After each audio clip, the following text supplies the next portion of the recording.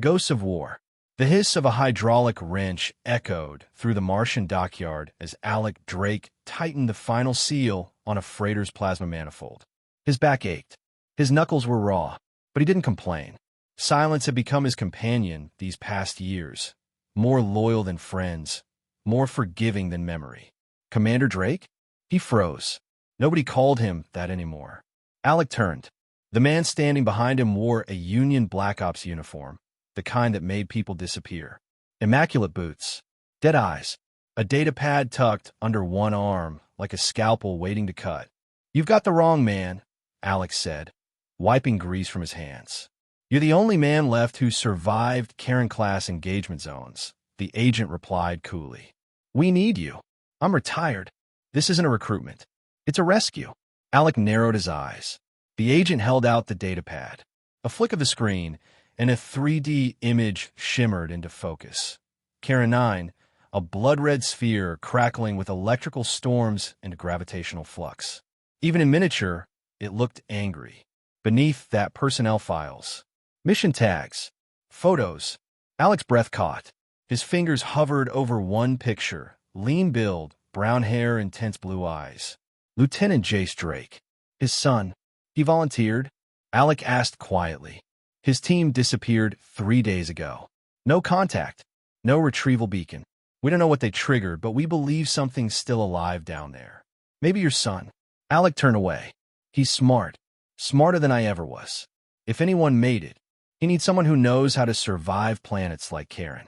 The Union classified it as a dead world for a reason. Alex stared out through the dock's transparent dome. Beyond the ships, Mars rotated in silent indifference. His hands clenched into fists. He remembered fire, screams, men dying in gravity storms, planets that devoured whole battalions, and the orders he followed that sent good people into black ground. This time, it was his son. "When do we leave?" he asked. The agent gave a slight nod. "You'll lead a 4-person recon. Minimal footprint. Get in, get out. 72 hours. As Alec walked toward his locker, the agent added one more thing.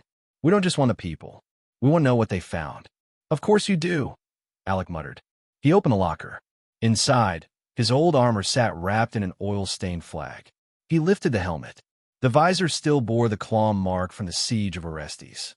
He slipped it into his pack without another word. The agent left. Alone again, Alex sat for a moment, the weight of war returning like an old wound. He touched the photo of Jace on the pad screen. His son looked proud, confident, unbroken. God help him if he still was. The comm on the locker blinked red for the first time in years. Mission code, Karen 9 activated. Alec Drake stood. "One last job. Welcome to hell." The drop ship rattled like it was being dragged through a hurricane made of steel teeth. "Touchdown in 60 seconds, shouted the pilot over comms, his voice barely audible through the turbulence. Alec Drake strapped in tighter, eyes fixed on a viewport. Below them, Karen 9 twisted like a living scar, black mountains shifting, crimson clouds churning, lightning lashing across the atmosphere in erratic pulses. It didn't look like a planet. It looked like a wound that never healed. The ship plunged into the storm layer. "Pressure spike," the co-pilot barked. External temperature just jumped 40 degrees. Metal screamed. Gravity buckled. For a moment, Alec felt like his bones were trying to crawl out of his skin. Then the ship slammed into solid ground with a gut-punching impact. Everything went black. When the lights flickered back on, alarms were still wailing. Landing gears shot, the pilot muttered. "We're not taking off again without a miracle." Alec stood slowly, checking his rifle. "Won't matter unless we survive the next 72 hours. The hatch hissed open. Sulphurous wind roared in. Heat hit like a hammer. Alec stepped out first, boots sinking slightly into the scorched red earth. "Welcome to Karen 9, he thought. The rest of the team followed. For total. Vale, an ex-mercenary built like a tank with eyes like frozen iron. Dr. Lyra Moreno, xenobiologist, quiet but sharp.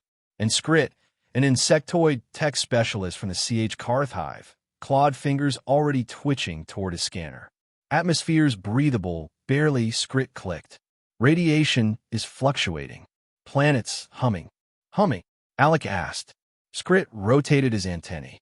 Low-frequency pulses. Like sonar, but deeper.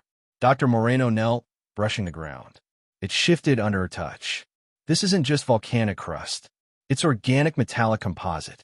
Like engineered soil. Alec glanced toward the distant horizon. Massive spires jutted from the earth like the bones of dead titans. This place wasn't natural. It had never been. Move out, Alec ordered. The air felt heavier with every step toward the last known coordinates of the missing team. The jungle, if it could be called that, was a twisted hellscape of black vines, glowing thorns, and trees that whispered in voices too faint to understand. Twice, the team stopped as shadows darted through the mist, too fast and silent to track. Then they found it. The base camp, or what was left, shredded tents, equipment fused into trees, blood streaks that pulsed faintly under the strange light. No bodies. Vale pointed to a charred piece of armor half buried in the soil. Alec knelt and lifted it. Dog tags. Jace Drake. Still warm. He closed his hand around them. He was here, Alec said, voice hoarse. And he didn't leave willingly. A cold wind blew through the ruins. It carried a sound beneath it, low, rhythmic, unnatural. Thud, thud, thud, like a heartbeat. Alec looked into the jungle. Something out there was alive, and it knew they'd arrived. Beneath the skin of a god. They found the fissure 2 clicks east of the ruined base. An obsidian crack yawning in the earth like a wound, pulsing with dim blue light. Heat radiated from it in waves, and the air carried a metallic tang that coated their tongues like blood. This wasn't here before, Lyra said, voice low. It opened recently, Alec replied, scanning the perimeter. Or something opened it. Scrit's antennae twitched wildly. Energy signature, off the charts. The architecture down there, it's not natural. It's grown. Are we sure we want to go in there? Vale asked, his hand on the hilt of his blade. No, Alex said, but we're going anyway. The descent was steep and narrow. The deeper they went, the more the stone walls changed. Obsidian gave way to smooth, biomechanical plating that seemed to breathe. Glowing veins pulsed along the surfaces, reacting to their presence, casting long shadows that writhed like living things. I don't like this, Vale muttered. You're not supposed to, Alec replied. This place isn't meant for us. At the bottom, they emerged into a vast underground chamber, cathedral-like in scale, filled with towering spires of bone-colored metal. Suspended in the air were chunks of floating stone etched with glowing runes in a language that made Alec's skin crawl. Then he heard it. Dad! The voice was weak, distant, but unmistakable. Alec's heart clenched. Jace, he whispered and moved. The others followed him through a corridor of shifting geometry. Walls bent inward, doorways reformed behind them, and their boots echoed, not on metal, but something softer, more alive. In the final chamber, they found him. Jace Drake, half-conscious, bound in strands of glistening material that pulsed like veins.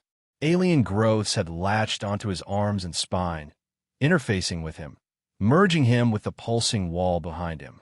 Dad, you came? Jace rasped, his face pale, eyes flickering with traces of blue light.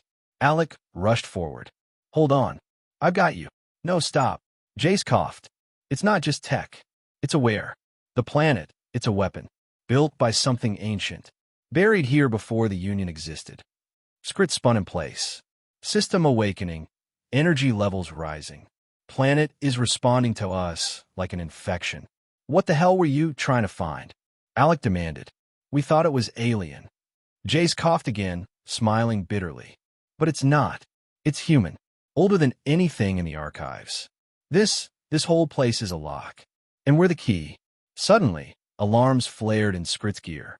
A deep rumble shook the chamber. We've triggered something, Lyra shouted. A section of the wall retracted, and Scrit screamed. Tendrils lashed out, dragging him into a recessed alcove.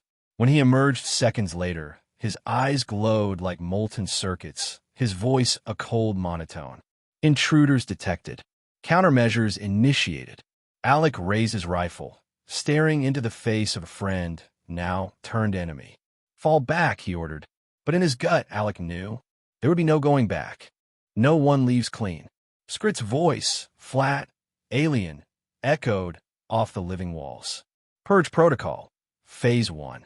He raised his modified pulse rifle, a web of glowing veins now threading beneath his exoskeleton. Blue fire built at the barrel. Alec didn't hesitate. He tackled Scrit just as the shot discharged, the bolt screaming past Lyra's head and melting a hole in the far wall. They crashed to the floor, wrestling in a blur of limbs and jagged claws. Scrit was stronger now, unnaturally so, but Alec had fought monsters before. He didn't like what it meant that this was just another. Hold him, Vale growled, charging in. One swing of his powered blade severed the pulse rifle clean from Scrit's arm. Sparks burst. Scrit shrieked, more static than sound, before convulsing and going limp. Is he dead? Lyra asked, panting. No, Alex said grimly, but whatever's inside him isn't gone. We need to move, Vale said. That blast triggered something. They all felt it. Low, seismic pulses rumbling through the floor.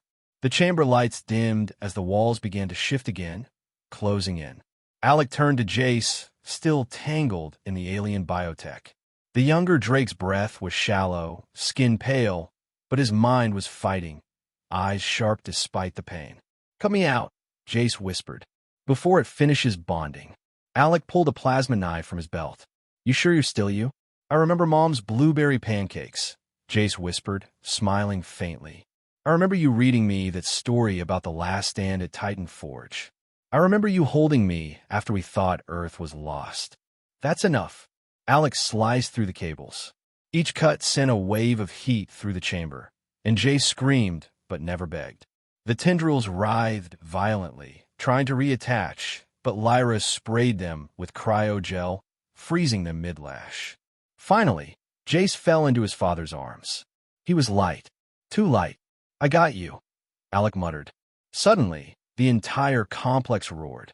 The ceiling cracked, revealing a vortex of energy swirling above. The planet was waking up, reacting to their tampering, or perhaps completing the activation Jace had warned about.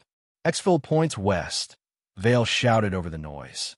Now or never, they ran, through corridors that bled light, past walls that blinked with strange symbols. Scrit stirred once, eyes flickering, but made no move to rise. At the surface, the jungle was burning. The spires in the distance now glowed white-hot, beams of light shooting skyward like planetary distress flares. Alec triggered his emergency beacon. The Union evac ship broke atmosphere in less than 2 minutes, swinging low through the ash-choked air. The ramp opened. Alec shoved Jace aboard, then turned to look back at Karenine. The planet was no longer sleeping. What do we just wake up? Lyra whispered as the ship rocketed skyward. Alec didn't answer. He simply stared down at the swirling chaos below and realized this wasn't the end of the mission. It was the beginning of a war no one was ready for.